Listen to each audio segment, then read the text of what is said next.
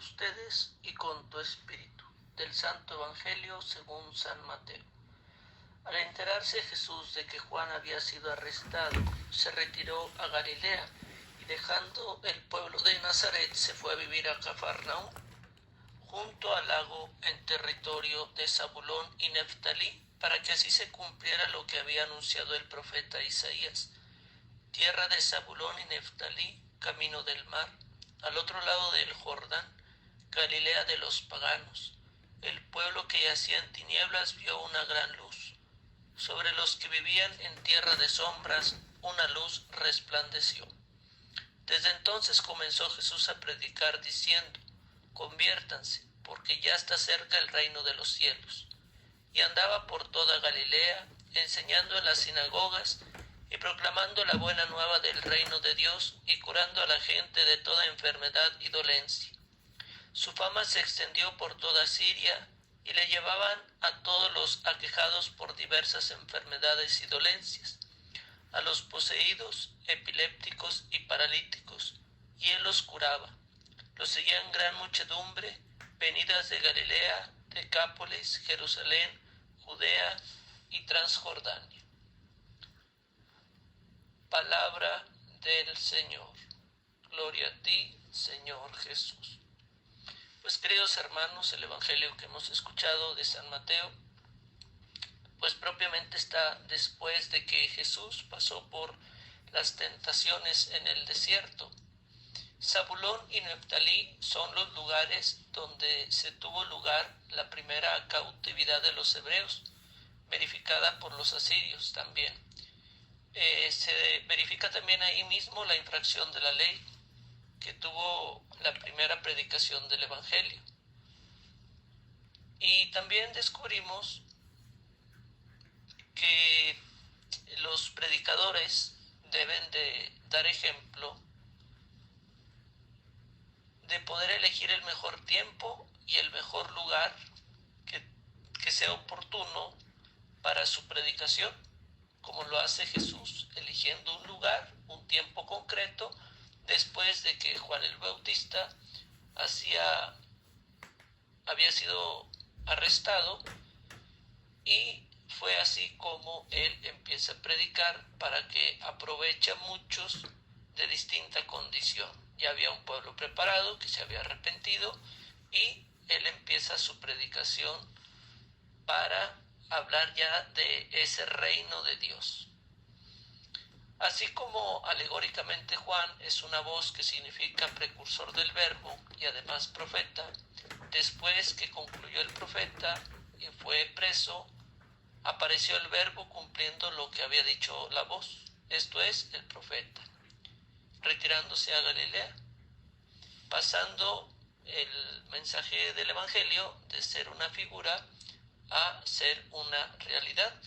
Y es ahí en donde en la iglesia se va a verificar cuando una persona realmente quiere entrar en un proceso de conversión, en donde se tienen que dejar los vicios para dar paso a las virtudes.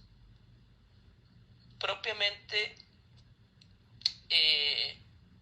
Nazaret quiere decir flor, Cafarnaúm, villa hermosa. Dejó pues la flor de las figuras en las que se significaba el fruto del Evangelio y vino a la iglesia, que es hermosa por las virtudes de Jesucristo. También es marítima porque, colocada junto a las olas del siglo, todos los días sufre los furores de la persecución o de las persecuciones la iglesia. Está colocada en los términos de Zabulón y Neftalí, esto es, que es común a los judíos y a los gentiles. Zabulón quiere decir habitación de la fortaleza, porque los apóstoles que fueron elegidos en la Judea fueron fuertes. Neftalí quiere decir dilatación, porque la iglesia se dilató por todas las regiones ocupadas por los gentiles. Pues así es como vemos que el Señor empieza su predicación, también para no despreciar a nadie de que escuche la predicación, y también quiere el Señor manifestar que nadie debe despreciar la predicación de un inferior, como dice el apóstol, si alguno habla estando sentado, que calle el superior, ¿verdad?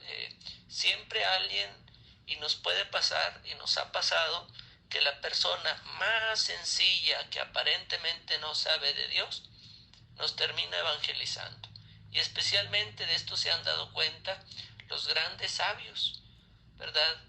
Que puede haber gente que tenga doctorados, maestrías, licenciaturas en teología, en lo que fuere, y resulta que va uno a alguna misión con una persona muy sencilla que no estudió, que nunca ha salido de ese ejido, de esa ranchería, de esa colonia, y resulta que todo lo que tú estudiaste, toda tu tesis doctoral, de maestría, de licenciatura, esa persona, en palabras muy sencillas, te la dijo, te la explicó sin necesidad de tanto estudio. ¿Por qué? Porque la fe es vivencia. Si bien es importante